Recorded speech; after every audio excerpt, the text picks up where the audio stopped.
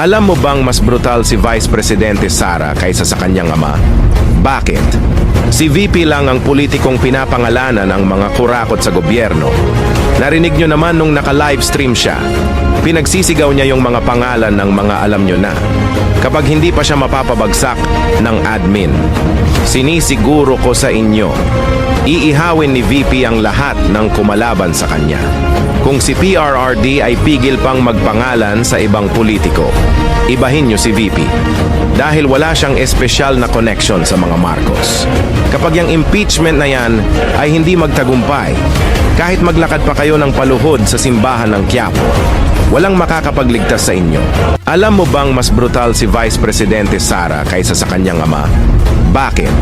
Si VP lang ang politikong pinapangalanan ng mga kurakot sa gobyerno. Narinig nyo naman nung naka-livestream siya. Pinagsisigaw niya yung mga pangalan ng mga alam